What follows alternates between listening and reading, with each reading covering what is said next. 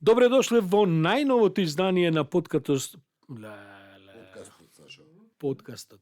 Дури јас Погитиканти.бк. знам да го изговорам, а са вале му 400 на пјајца да Фарваш. фарбам. И пак знам Божиот.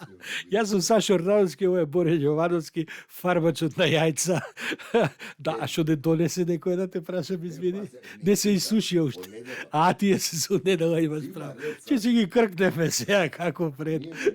Видам ги јајца, одма лупа бич.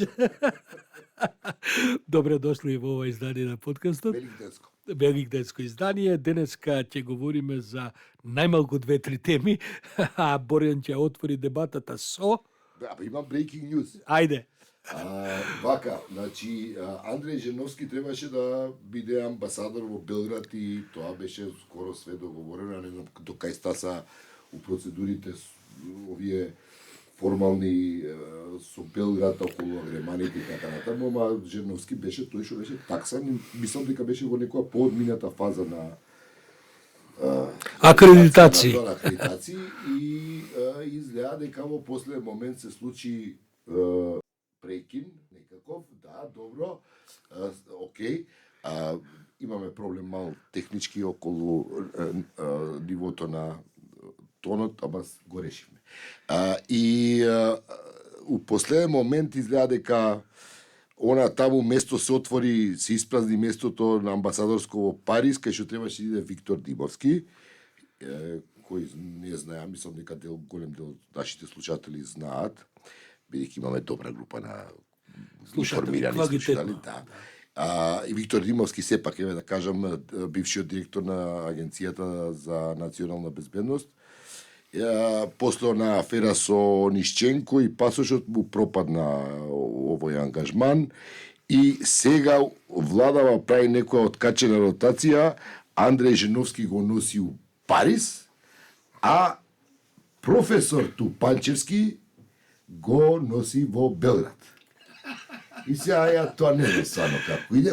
Делува несериозно во најмала рака. Мислам, вака, чисто... Се надевам дека Жерновски зборува француски, се надевам дека Тупанчевски зборува српски. Не, види, они се окей, дечковци, не, тоа не е проблем, ама тој тип на, како да кажам сега, ваму, не ваму, па не знам како иде тоа, ама добро, очигледно тие критериуми се повеќе во функција на задоволување на суети и мирење на страсти и така, и слични други профани овие ситуации. Ништо ново на македонската политичка сцена. Да, значи ништо ново. Ништо ново. Мислам ова јас. Реално прв пат го слушам ова, ама на ниво на трач може да го сведеш, али да информацијата уствари која би требало да ја пренесеме дека ништо ново. да, Борјан, не знам за тебе, мене неколку пати различни екипи ми нуделе амбасадорски места. Сега не е нешто што јас и сум го зборувал и така повеќе пати наназад, па сигурно 20 на години. Знаеш како, овде јас сум одбилал секогаш тоа, бидејќи мислам дека јас не сум за дипломатска кариера и не ме интересирало тоа никогаш. Меѓутоа овдека тие што не барале не добиле. Види, мене не ми понудиле затоа што ме сметаат за несериозен бидејќи конзумирам марихуана, и веројатно ме поради тоа ме доживуваат како несериозен. Па ти би можел да бидеш амбасадор во која земја? Јамајка. А и Холандија би завршил. И Холандија добро би И се Португалија би завршил. И сега се поишива од овие цивилизираните земји со тоа што немаат комплекс кон таа материја, така што у повеќе цивилизирани држави би можел да бидам амбасадор. Добро, Борјан, че имам на ум кога ќе станам председател на Македонија да те инкорпорирам на некои списоци. Португалија, рецимо. Искрено ти кажам, ја мислам дека најдоброто место за амбасадорлук, мислам, отидовме од тема која не сме ни планирале да зборуваме. За мене за марихуаната? Тоа е втората подтема. Најдоброто место за амбасадор е апсолутно Црна Гора. Или многу е важно да аеродромот не биде проводен, значи да биде крајна дестинација, Многу е важно да не е соседна земја, бидејќи така имаш агенди кај што треба да се утепаш од работење. Многу е важно да е морето бар на 30 километри, што е остварен услов за Црна Гора. Баш кога Црна Гора со председателот, премиерот, министерот за надворешни работи ручаш и вечераш од неделата колку пати сакаш ти или они. Бе, Црна Гора е убава земја, сега шала на страна, ама види, гледай сега, она што е, види, ова ти што го збориш е емпириски потврдено. Најголемиот процент на барања на нашите дипломати во МНР за дипломатски постови е Црна Гора и Белград. Затоа што, нели, културолошки така можат да заработат некој динар, велики знам дипломати што им било нудено у Москва да одат, па не отишле и па после тоа го представиле како некаков отпор. Ама Москва е скапа, уствари, знаеш. Супер скапа. Види, да ти кажем, Боријан, кога веќе тргнавме со оваа непланирана тема.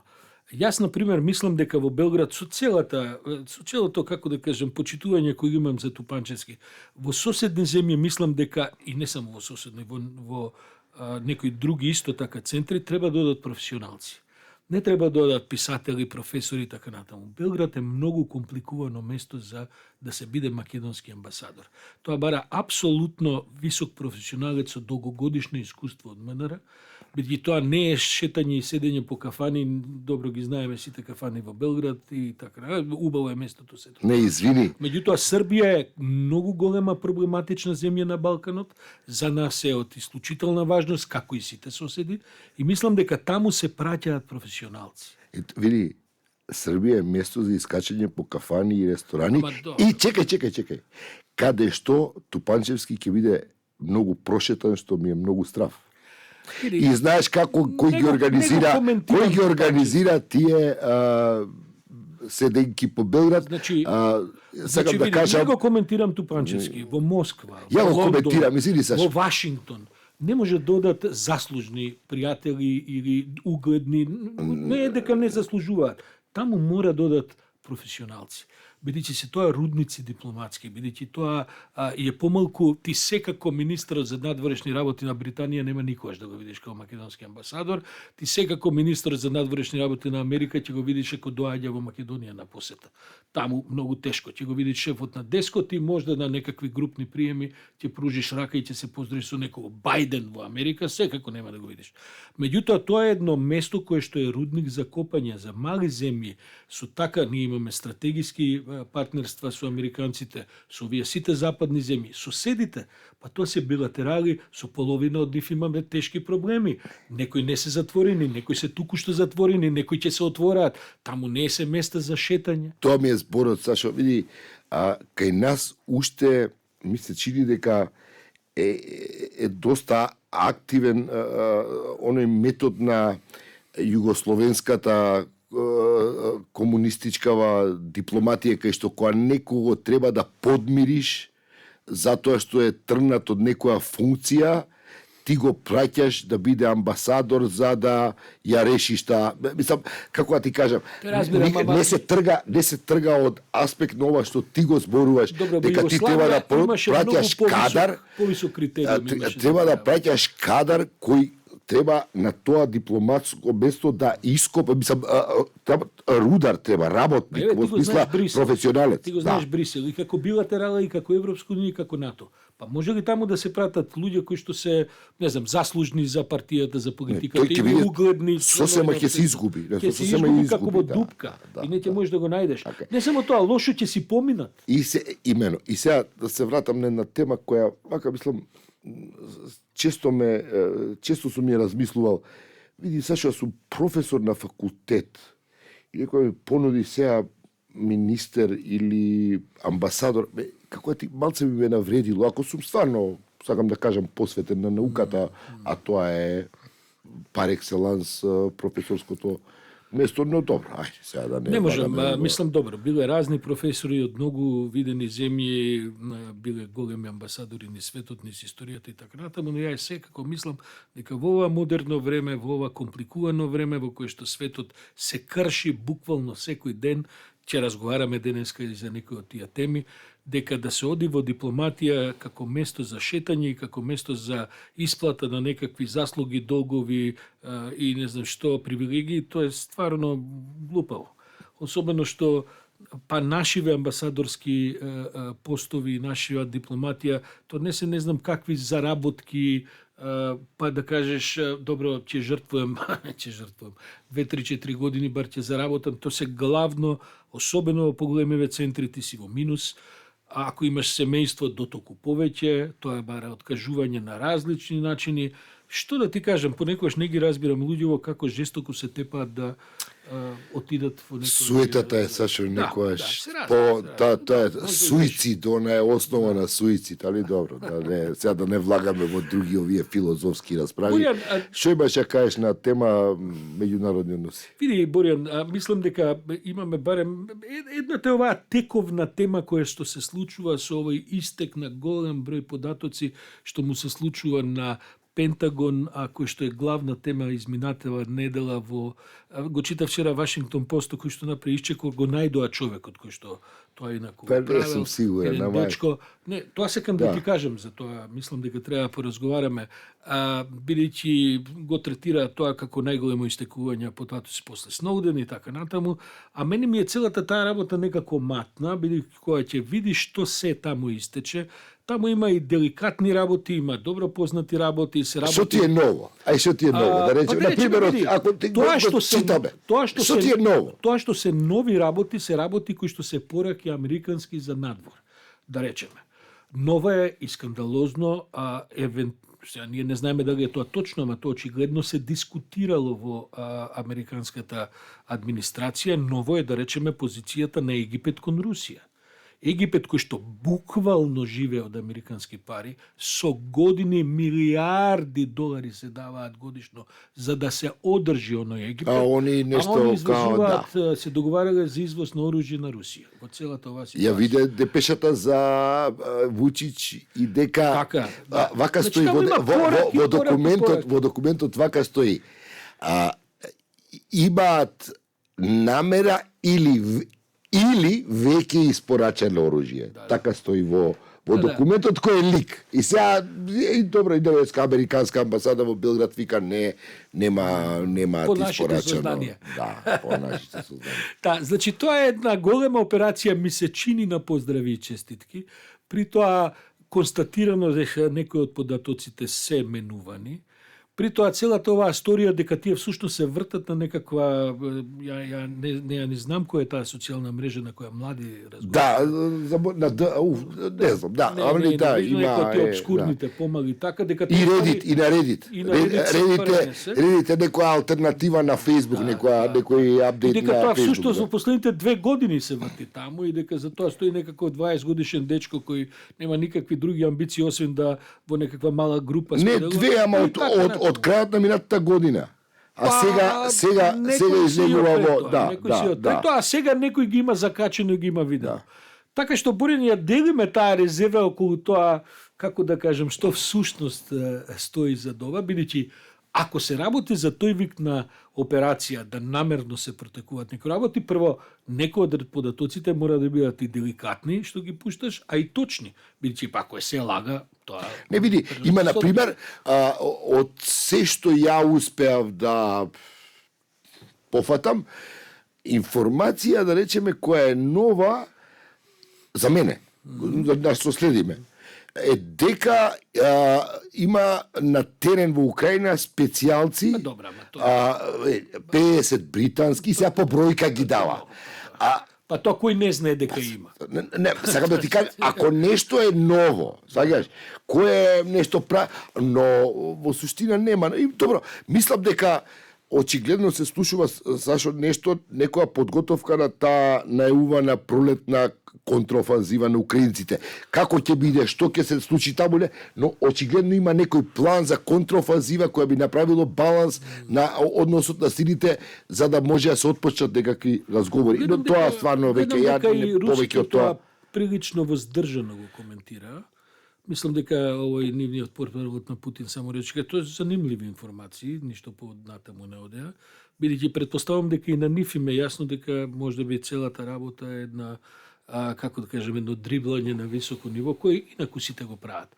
А тоа дека бил прислушкуван Гутереш или дека бил следен или германскиот канцелар, па тоа сите го прават, сите знаеме и така натаму. Тоа нема апсолутно ништо ново. Добро. Убаво што ја абсолвиравме оваа тема. Може ќе излезе некои документи за Македонија, не знае. Па не. Викиликс кога протече, тоа беше оригинален истек на информации. И таму имаше наистина непријатни работи. Морам да ти кажам дека се ова што го гледам до сега, таму има проблематични, ако е оригинална акцијата на истек, таа е за загрижување. И интересот. Зашо единствениот момент кога падна сајтот на А1 телевизија е кога ќе објавувавме, кога почна да излегуваат на Викиликс моментите за Македонија. И тоа е масовен интерес, да речеме, кој стварно прави некаков Јас инаку и тогаш сум коментирал, мислам дека тоа штети на меѓународната политика, тој тип на бидејќи види, тоа не е како кажем, значи дипломатите и воопшто меѓународните односи имаат потреба од тајност на комуникација, имаат потреба од дискреција во однесувањето, бидејќи ако е се на пазар, тогаш практично не постои можност за ниту за решавање, ниту за проблеми, ниту за водење политики. Ќе ти решава Фејсбук. Да, почни Блинкен на Фејсбук и дебатирај. Так. Види, втората подцената тема која мислам дека во Македонија многу малку се разговара, а има огромно, не само регионално, туку мислам и глобално значење, тоа се изборите во Турција. Значи, првиот изборен круг е на 14 мај, тоа е практично за месец дена од сега. Турците излегуваат на претседателски и парламентарни избори. 50-50. Така е, да не заборавиме минатите избори, тие го сменија системот, воведува претседателски. Сега бираат 600 пратеници во парламентот, а на Ердоган позицијата е многу климава, наводно според она ја што го читам како поддршка има негде околу 30% поддршка. Меѓутоа другата страна стои една голема коалиција која сочинува 30-40 партии. Не, 6 главните, да. Меѓутоа таму има разноразни. Види што е во турскиот модел 7% е прагот за влегување во парламенти. Затоа што е многу висок прагот, тогаш во овие коалиции се јавуваат многу мали партии кои што бидејќи ова ќе биде близок надпревар, 1% е важно ако некој може да ти донесе. Па така и во Македонија мислам. И зашо факт е дека Ердоган е у сериозна паника. Што е може и добро, затоа што он во еден период таа негова авторитарност почна да станува стварно загрижувачка. И индикатор за тоа е он му сместува на веќе има обвинение против градоначалникот на Истанбул, кој очигледно му има згазено на Жулј сериозно со победата на локалните избори. Па 2019 они и Анкара ја изгубија Истанбул. Така е, да. И сега он го прогонува. Тој градоначалник што мислам дека е делумно политички мотивирано, мислам, не знам стварно кој е за каков случај станува, но Ердоган има проблем и сега не знам ти како го анализираш тоа, но по мене тоа е добра вест затоа што она што е, да речеме, евроатлантски расположено и градено, воспитувано и, како ти кажам, културолошки припаѓа, таа една класа во Турција мислам дека е во шанса сега да ја поврати власта, тоа се на крајот од криштата следбениците на Ататурк, да се разбереме, тоа е секуларната Турција, може да е и добра вест и за нас, и за целиот регион, и за целиот евроатлантски контекст во однос на овој проблем со кој се соочува, тоа е Путин. Мораме да ти кажем дека се плашам дека е многу покомпликувано. Може би е повеќе. Мислам дека во принцип постојат неколку варијанти што може да се случат на овие избори и ниједна од нив не е идеална. Првото е, според ова како што стојат сега шансите и поддршките, Ердоган во едни фер избори најверојатно би ги загубил. Прашањето е дали тој ќе го признае поразот. Ако не го признае поразот и продолжи да владее, а за тоа има многу сигнали и индикации, потоа е прашањето кој него ќе го признае како легитимен представник председател на Турција, а во ова време кога Турција со целата своја, бидејќи Ердоган практично од доаѓањето на власт од 2002 година, а он беше и градоначелник на Истанбул од 94 два мандати, така што он е практично 30 години. Премиер од 30 години, 2009. па 2002 стана. 2002, да, па го сменија системот, па сега председателски. Значи, прашање е кој таквиот Ердоган ќе го признае. Не мислам кој во смисла внатре во Турција, туку од меѓународната заедница. Бидејќи Ердоган главната занимација последниве 10 на 15 години му е девестернизација на Турција. Тоа е апсолутно редигирање на моделот на Ататурк. Види, ни Ататурк не беше демократ, ама тоа се други времиња. Значи, тоа се пред 100 години се потполно поинакви времиња и што се случува потоа со Турција и така натаму. Значи, тоа е едната варијанта да Ердоган изгуби, а не ги признае изборите. Втората варијанта е да Ердоган изгуби, потоа дојде на власт оваа коалиција која што е формално од 6 партии, уште 2-30 други помали и така натаму, во кој има инаку се и се што. Тоа е од крајна левица до крајна десница. И таа коалиција, турските аналитичари викаат, она е направена за да го порази Ердоган, ама не за да владее. Тој ќе имаме со тој, како се вика, тој Кичичоглу, мислам дека со Шиси ќе имаме проблем да го изговараме. Главниот Кемал Килич Дароглу. Не е така, треба да го кажеш уедно, не е Кириш, ти го кажеш Кириш Дароглу. Треба да го кажеш уедно збор. Не, ај кажи го па да. Иначе го викаат Бај Кемал, не ги подсетуваат датата. Републиканската, тоа е републиканската партија. Да, тоа е републиканската партија, он е 74 годишен, важи да е многу скромен човек, се однесува многу вака народски, на кој е припадник на една средна класа турска, значи една одлежена приказна, го третираат во политичка смисла како многу прогресивен. Инако еден од надимоците му е турски Ганди. Така што он не е прв пат, нели, како 74 годишен, и тоа може да биде исто така еден од факторите. Има тука една мала нијанса која што ние одека не ја ни разбираме, а може да биде во некој смисли значајна. Он е иначе припаѓа на сунитското, да кажем, верско движење, а во Заправо, политички е секуларен, Сашо. Заправо, он е суфишиит. Добро, тоа е културолошки. Ама види, тие работи се важни во Турција. Добре, религијата во тие земји е многу важна. Турција е сунитска, ова е сепак суфишиит. Суфитите се инаку едно од најмеките варијанти на шиитите, но тоа во овие зовриени, манипулативни времења и така натаму може да му биде проблем, затоа што ако се случат избориве, резултатите ќе бидат тесни. Сакам да кажем, значи, не е спорно дека он ќе биде водачот на евентуалното соборување на Ердоган. Меѓутоа, потоа доаѓаат милион други проблеми што ќе се прави, бидејќи оваа коалиција која што настапува против Ердоган, едно од главните изборни слогани е дека ќе го врати парламентаризмот во Турција. Значи, повторно ќе го менува уредувањето, сегашниот председателски модел кој што го воведе Ердоган. Тај го неутрализира тој авторитарен имидж на кој го воведе. Ќе биде компликувана операција. Во Турција во моментов има негдека околу, според она што јас го читам и така натаму, околу, знаеш, многу занимливо, има околу 6 милиони гласачи кои се родени после доаѓањето на Ердоган на власт. И тие се луѓе кои што во суштина не ја знаат претходната Турција.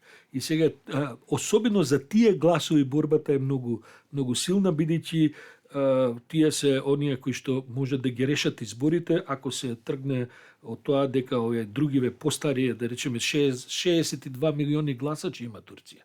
Значи, ова е силни 10% се од овие помладиве, кои што всушност може да одлучат на каде ќе оди судбината на земјата во политичка смисла. 600 пратеници бираат, првиот изборен круг има на 14 мај, вториот на 28 под услов некој да не освои во првиот круг за председателски избори над 50%.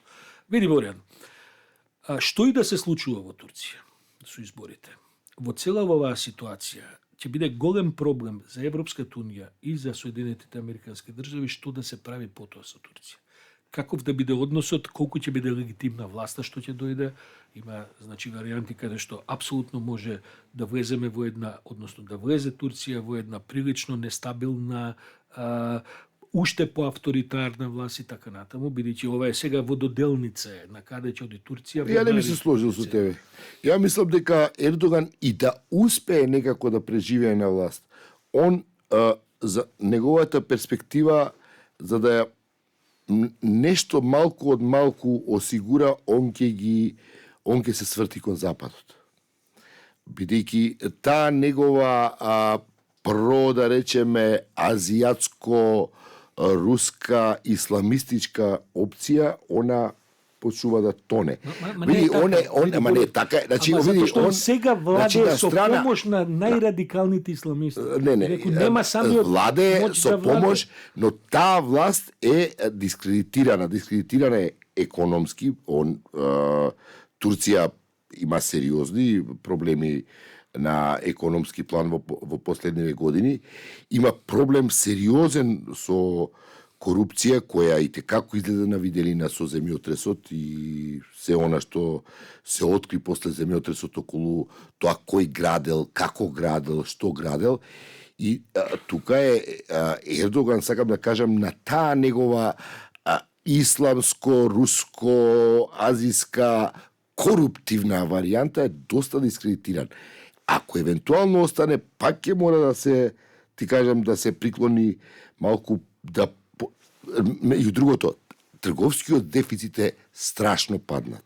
Да, ама ништо тоа не е спорно. Ама не, ама тоа има консеквенци во, значи му го ремети комфортот на автократијата, како да кажам. Добре, јас мислам дека резултатот на тоа реметење ќе биде уште порадикална автократизм. Ти мислиш дека ќе се Добро, тоа е, можеме сега тука да предпоставуваме, но мене Ердоган не ми личи на ирационален тип.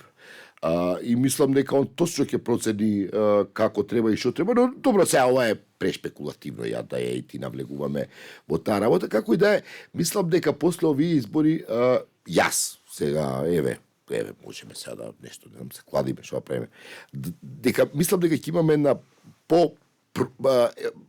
проевроатлантска Турција после овие избори. На крајот од краиштата, опозицијата и да остане опозиција, републиканците да останат, нивната позиција ќе биде многу посилна после овие избори. Добре, пошто нема да се кладиме, одма ти кажувам дека имаме потполно спротивни гледишта. Добре, ако да фино бе. Ја мислам дека Турција заминува, а особено ако победи Ердоган или ако Ердоган не ги признае изборните резултати, ќе оди во еден блискоисточен правец уште повеќе, со уште полошо автократство. До сега Турција имаат напуштено во последните 5-6 години 2-3 милиони луѓе и тоа се баш овие за кои што како да кажем, една западни стандарди. Мислам дека подценуваш една сериозно голема структура и влијателна на следбеници на Ататурк, кој таму со децении се создава и тоа нема така да биде, но еве да речеме, запиши го ова у септември да ја повториме темава, па да видиме до кај сме. И тогаш јас се плашам дека не овој септември, итниот септември ќе бидеме делумно, зависи од тоа што ќе се случи. Да извадиме и тонско парче од оваа расправа. Сакаш, важно е, мислам дека да ги споменеме изборите у Грција, мислам дека се исти ден. На 14 мај. Добро, да, ама Грција е на извесен начин многу помалку драматична во смисла на тоа што може дури и смената ги оставувањето. Не, има една интересна ситуација. Да предизвика во регионот. Има една интересна ситуација. Овој пат они гласаат по нов закон, кој е отприлике нешто како кај нас. Значи, тој што ќе победи, ако нема над 50%, ќе мора да бара коалицијски партнер. За разлика од грчкиот модел кој беше до важењето на овој закон кој го донесе Сириза, според кој winner takes all. Сега, овој пат не е така и ни Сириза, ни Неа демократија нема да може да направат влада и пасок ќе биде тој кој ќе одлучи со 10% дали едните или другите. Во Пасок се поделени скроз е хаос, но од друга страна, ако Пасок не ја искористи овие избори да ги искористи да влезе во влада, следните, ако овие се неуспешни, следните кои би се одржале било кога, најверојатно летово, ќе бидат пак по стариот закон, кај што winners take it all. И Пасок во таа комбинација сосема отпаѓа. И во таа смисла има една малку така добро, грчките избори се да. важни, се разбира, соседини си сето тоа, меѓутоа таму нема никаква драма да следува кој да формира влада. Освен драма во самото грчко општество се разбира. Да, сепак тоа е една утврдена демократија која нема Турција и гледам дека и не знам дали забележа како се организира и Сириза и Неа демократија да направи санитарен кордон околу Златна Зора и забранија да учествува на избори. И Врховниот судија даде, председател на Врховниот суд даде оставка поради несогласувањата околу таа одлука, но од друга страна има и проблем да влезе оперативно, да ја неговата правна норма да ја спроведе во случајот, бидејќи самиот претпоставам дека е свесен каква закана е Златна Зора. Во секој случај и грчкиот пример покажува како работите многу брзо се менуваат. Практично до онаа железничка несреќа во Грција, Неа демократија немаше проблем со својата владеачка позиција и со изборните шанси. Една железничка несреќа, како што и земјотресот во Турција и реакциите после на земјотресот и така натаму, ги преврти сите политички предвидувања и сите политички позиции. Тоа значи дека, знаеш како Боријан, тоа значи дека од една страна имаш длабока идеологизација на еден дел од општеството и таа во принцип низ целиот свет, па на Балканот од секој што било и така, станува се по-конзервативно, да не кажем кај нас како и така натаму, значи една конзервативизација на еден дел од гласачкото тело, се поригидно, се по-автократски расположено, и од друга страна една флотантна маса каде што либералните позиции не успеваат да се постават како кажем како водечка надеж за општеството. Туку се или разлејани, или демотивирани, или демобилизирани и така натаму. И практично од ова што останува да се надпреварува, сите гледаат да фатат некакви подневни агенди кои се врзани не толку многу за вредности системи, колку за практични проблеми, агенди кои што во суштина, како да кажем, се на извесен начин и купи ден помини. Тоа го има во Македонија во голем дел, бидејќи гледаш дека за клучни теми не може да се избориме за некаква платформа во која што би се разговарала сериозен начин. Овдека мислам дека кај нас како елегантно се префрга. Кај нас на изборите кога ќе бидат идната година точно ќе решава оваа афера сега со Бехтел и Енка. И ова сега што сега почнува да расте, станува се поконтроверзно. Сега денеска слушаме дека владата не сака да го објави документот, бидејќи тој бил се не разбрахме каква е деловна државна тајна, доверливост, не знам што. Како може за државни пари, за јавни пари кои што ќе се потрошат 1.300.000 да се тоа било интерес на компаниите кои што ќе го граделе. Сакам да ти кажам дека тоа уште од сега се гледа дека на разни начини расте како еден балон кој мислам дека ќе им пукне точно во моментот кога ќе треба да се пат го зборуваме од проект кој пар екселанс можеше да биде една да мобилизира пошироки структури во општеството, инфраструктура, конечно автопатишта и така натаму. Они тоа го прават да биде едно од најконтроверзните теми. Меѓу другото, сашо, ајде страна ова што е тотално е глупо е да се коментира, 1.600.000 даваме сите ние како граѓани, ама тајно е како ќе ги даде. Мислам, тоа не, стварно непристојно е. Непристојно. А дополнително е таа култура на транспарентност. Види се, ево ова 60 сата работна недела. И се тоа нормално дека секој непријател на оваа политичка опција ќе го искористи за спит, дека Да, и се направи хистерија дека ше е сработна недела за сите. За да после министерката излезе и за социјала и труд, ама не, тоа ќе биде само за оние кои ќе работат на автопатицата доколку се согласат. Мислам, како да кажам, зарем не можеа пред да го пуштат законот во собрание да направат пристоен брифинг, пристојна пресконференција, каде што ќе одговорат на прашања, еве да ова го предлагаме, ама тоа е така и така и така. И се пази, самите пуштаат во оптек магла во која после сите се губиме. Не ми е јасно. И се разбира овие кои се непријатели, кои ќе видат таа магла, ги вадат сите други пиротехнички средства за да таа магла, ако може биде, како што да впрочем не пробојна. Како што впрочем и се да И се како тоа што би се го случува, направил, да. како што и заслужува и така.